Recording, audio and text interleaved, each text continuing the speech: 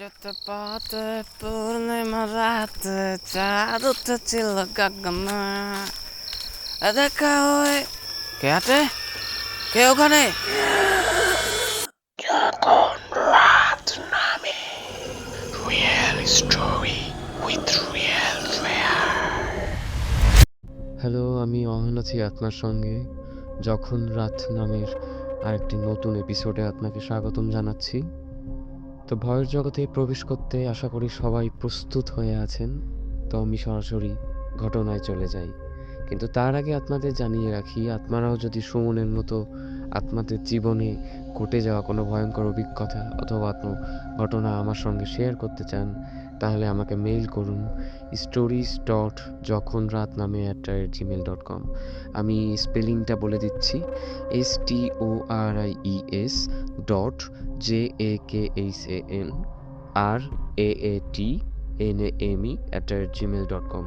এই অ্যাড্রেসে পাঠিয়ে দিন আপনার সেরা ঘটনা এবং আমি সেটা সবাইকে শোনাবো। এখন আমি ঘটনাতে চলে যাচ্ছি।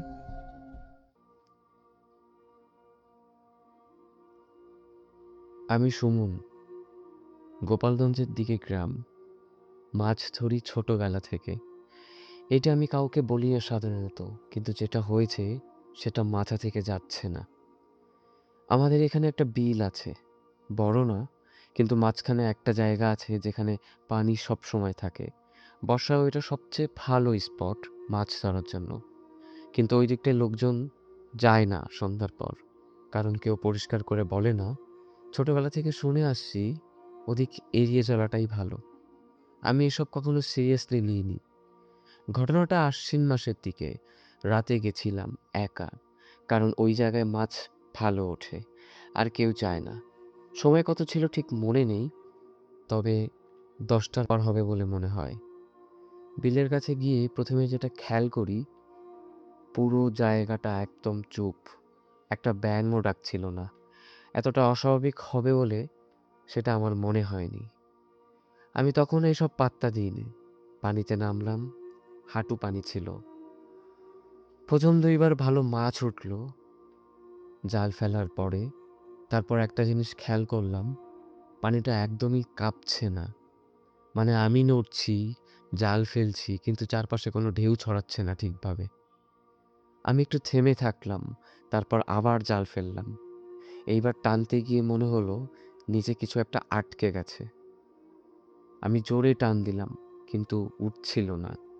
একটু পরে হঠাৎ ছেড়ে দিল, জাল উঠল, ভেতরে কিছু ছিল না, কিন্তু জালটা কেমন যেন গরম লাগছিল হাতে। পানির জিনিস গরম তো থাকার কথা নয়। আমি তখন একটু অস্বস্তি ফিল করছিলাম। এরকম যেটা হলো আমি সেটা ভাবতেও পারছি না। আমি দাঁড়িয়েছিলাম, দেখিনি, কিন্তু ঠিক বুঝতে পেরেছি এই ফিলিংসটা আলাদা, যেন কেউ খুব কাছে। আমি না ঘুরে একটু সরে এলাম, কিছুই নেই। আমি তখন বের হয়ে আসতে পারতাম, কিন্তু আসিনি। আমি আবার জাল ফেললাম। এইবার জাল পড়ার সাথে সাথে পানিটা কাঁপলো, একটু না, পুরোটা জায়গা জুড়ে, যেন নিচে কিছু নড়ছে। আমি টানতে নিলাম, এইবার জাল ভারী হয়ে উঠল। এটা ঠিক মাছের মতো লাগছে না। আমি টানছি, কিন্তু মনে হচ্ছিল অন্য পাশ থেকে কেউ ধরে আছে। আমি হাত ছেড়ে দিলাম, জালটা নিজে নিজে একটু নড়ল, তারপর থেমে গেল। এভাবে অনেকক্ষণ দাঁড়িয়েছিলাম। তারপর একটা জিনিস খেয়াল করলাম, আমার সামনে পানির উপর ছোট ছোট বুদবুদ উঠছে, যেন কিছু একটা নিচ দিয়ে আমার দিকে আসছে। আমি পা সরাতে পারিনি। বুদবুদগুলো এসে ঠিক আমার সামনে থামলো। পানির পর একটা চাপ উঠলো একটু পর, যেন নিচ থেকে কেউ হাত দিয়ে ঠেলছে।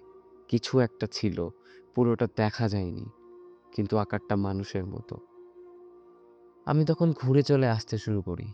দৌড়ানি, হাঁটছিলাম, পেছনেও তাকাইনি। কিন্তু হাঁটার সময় একটা জিনিস ঠিক বুঝতে পারছিলাম, আমার পেছনে পানির শব্দ হচ্ছে, আমার গতির সাথে। আমি যত ধীরে হাঁটি, ওটাও তত ধীরে হাঁটে। আমি থামলাম, পেছনের শব্দও থামলো। এই জিনিসটা আমি জীবনেও ভুলবো না। আমি তখনও পেছনে তাকাইনি। বিল থেকে বের হয়ে মাটিতে উঠলাম। তখন প্রথমবার ঘুরে দেখি কিছুই নেই। আমি একদম শান্ত, যেন কিছুই হয়নি। আমি বাড়ি চলে আসি। ওই দিনের পর আর যাইনি। কিন্তু পরে যা শুরু হয় সেটা আমার জীবনে একটা বড় সমস্যা তৈরি করে রাখলো। আমি মাঝে মাঝে রাতে উঠি, কারণ একটা শব্দ পাই শুনতে, জালের শব্দ। কাদা পায়ে ধীরে ধীরে। আমার বাড়ির পাশে কোনো পানি নেই, তাও এই শব্দ হয়। একদিন সাহস করে জানলা দিয়ে দেখছিলাম, কিছুই দেখিনি, কিন্তু শব্দটা থেমে গেছিল একদম সাথে সাথে। যেন বুঝে গেছে আমি দেখছি আর একটা জিনিস। যেন বুঝে গেছে আমি দেখছি আর একটা জিনিসও খেয়াল করেছি। আমার জালটা আমি ওই দিন বিলে ফেলে এসেছিলাম, কিন্তু 2 দিন পর সকালে দেখি ওটা আমার উঠানে পড়ে আছে, ভেজা, কাদা লেগে। আমি কাউকে বলিনি এটা, কারণ কেউ বিশ্বাস করবে না।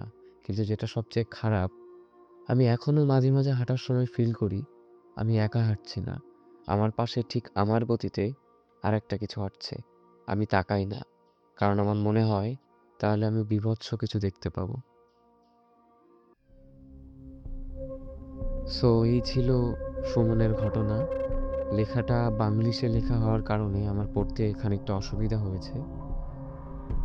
আপনারা সবসময় চেষ্টা করবেন বাংলাতে গল্প লিখে পাঠানোর জন্য, তাহলে আমার পড়তে আরও অনেক বেশি সুবিধা হবে এবং আপনাদেরকেও শোনাতে সুবিধা হবে।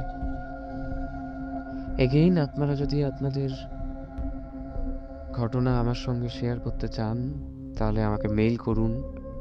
আর যদি মেইল করতে আপনাদের অসুবিধা বোধ হয় তাহলে আপনারা আমার ফেসবুক পেজে মেসেজও করতে পারেন।